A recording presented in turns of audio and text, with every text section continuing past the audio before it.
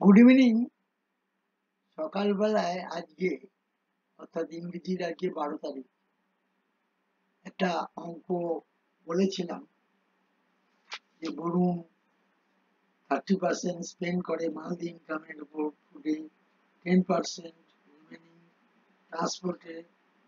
এবার যদি ডিফারেন্সটা যে অ্যামাউন্টটা ফুডে খরচ করে এবং ট্রান্সপোর্টে খরচ করে তার ডিফারেন্সটা যদি 9,200 টাকা হয় তাহলে মান্থলি ইনকাম বের করতে হবে। বরুণ বলে একজনের নাম ছিল। সেটা আমরা 100 ধরে করে দেখিয়েছিলাম। আর দুটো অঙ্কের কথা বলেছিলাম যে বলবো, তা আজকে আমি এটাকে কমপ্লিট করে দিচ্ছি। এরপর আমি ছোট ছোট ছোট করে 4টে 5টা করে রিজনিং, 4টে 5টা করে তোমার অঙ্ক, 4টে 5টা 10টা করে কোশ্চেন করবো ইংরেজির উপর। তারপর 10-15টা দেবো আবার কম্পিউটারের উপরে, 10-15টা দেবো জেনারেল নলেজের উপরে। তারপর সমগ্র সেট একটা নিয়ে পুরো আলোচনা। আস্তে আস্তে অঙ্কের পরিধি বাড়বে, ইংরেজির পরিধি বাড়বে, কম্পিউটারের পরিধি বাড়বে, আস্তে আস্তে বাড়বে। যেহেতু আমাদের গ্রামীণ ব্যাংকের পরীক্ষাটা প্রথমেই আছে, গ্রামীণ ব্যাংকের অফিসারের পরীক্ষাটা আগে হবে বছর, তারপর ক্লারিক্যাল গুলো হবে, তারপর পরবর্তী পরীক্ষাগুলো হবে। তা যে অঙ্কের কথা বলছিলাম এগুলো সবই মেমোরি বেসড কোশ্চেন, এসবিআই তে পড়েছি। এবার there are 5 consecutive even number আছে, আর সাম বলেছে ফার্স্ট এবং লাস্ট নাম্বারের হচ্ছে 24। যদি smallest number from 3 consecutive odd number is 13 more than smallest even number, then find the highest odd number. এই সমস্ত ক্ষেত্রে শর্টকাট নিয়ম হচ্ছে উত্তর ধরে করতে হবে। যেটা আমার অ্যান্সার আছে সেটা দেখে আমি আগে বলে দিচ্ছি, আগে এটা দেখো। আমি 5টা সংখ্যা ধরলাম ABCDE আর EFGH। এইবার 25 হচ্ছে আমার আনসারটা। 25টা কি না হাইয়েস্ট অড নাম্বার।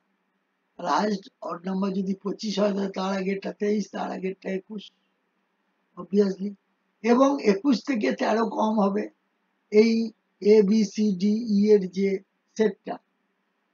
ঠিক আছে, এটা 21, 23, 25টা হচ্ছে অড নাম্বার, আর ইভিন নাম্বার হবে 21 থেকে 13 ধরো বাদ দিলাম, 13 কম হবে বলেছে, কারণ এখান থেকে বেশি হবে বলেছিল, তা আমি উল্টো বলছি। তাহলে 21 থেকে 13 বাদ দিলে 8 হলো। এবার 8 ধরলে পরে 8, 10, 12, 14, 16, তাহলে এ আর ই এই দুটোর যোগফল বলেছে 24। এইভাবে তাহলে ধরে করা হলো, অসুবিধা কিছু নেই। তোমরা বলবে যে আপনি তো অ্যান্সারটা জানেন সেই জন্য বসিয়ে দিলেন, তা না। আমি যদি প্রথমেরটাই নিতাম 27, তাহলে 27 যদি এই জায়গাটায় আসে তাহলে 27 থেকে এইটা কত কম হবে বুঝতেই পারছো, একটা করে বাদ দিয়ে দিয়ে হবে, তার আগেরটা কত হবে সেও বুঝতে পারছো, এবং এর থেকে আবার বিয়োগ করে এইটা হবে। সুতরাং আমার সব করার দরকার নেই। এর এককের অঙ্ক যেটা হলো আর এর এককের অঙ্ক যেটা হলো, ইউনিট প্লেস দুটো খালি দেখো। 16 যে ইউনিট প্লেস 6, আর এখানে ইউনিট প্লেস 8ই আছে। ঠিক আছে, তাহলে এই দুটো যোগ করলে 24 হচ্ছে। এবার যদি আমি প্রথমটা নিতাম অল্টারনেটিভ, তাহলে সেখানে শুধু ইউনিট প্লেস গুলো দেখবে, প্রথম এইটা খালি করে নেবে, দিয়ে তারপর বাকি ইউনিট প্লেস গুলো দেখলে পরেই হয়ে যাবে। কতক্ষণ লাগবে এটা আমি বোঝাতে দেরি হচ্ছে, কিন্তু এটা যখন পুরো জিনিসটা রপ্ত হয়ে যাবে, এই ধরনের অঙ্কগুলো কয়েকটা করতে করতে যখন রপ্ত হয়ে যাবে তখন আর তোমাদের অসুবিধা হবে না। এবার আরো একটা অঙ্ক আছে, এখানে বলেছে একটা টাইম অ্যান্ড ওয়ার্কের অঙ্ক। এ একা কাজ করতে পারে 6 দিনে, আর বি আর এ মিলে কাজ করতে পারে তোমার 3 × 3 = 7 দিনে। তাহলে আমার প্রশ্নটা হচ্ছে যে এখানে আমাকে বার করতে হবে find in how many days B alone can do the work। তাহলে এখানে আমি এফিসিয়েন্সি পদ্ধতি করব কিভাবে, না এ হচ্ছে 6 আর এ আর বি, এ প্লাস বি লেখা হয়েছে 3 × 3 = 7 সমান 24-এর 7। তাহলে এবার এলসিএম বার করব 6 আর 24-এর সাথে, বের করা হয়েছে 24 হলো 24। এইবার আমি করব কি 24-কে 6 দিয়ে ভাগ করব, তাহলে 4 হলো। আর একটা 24-এর 7-কে আমি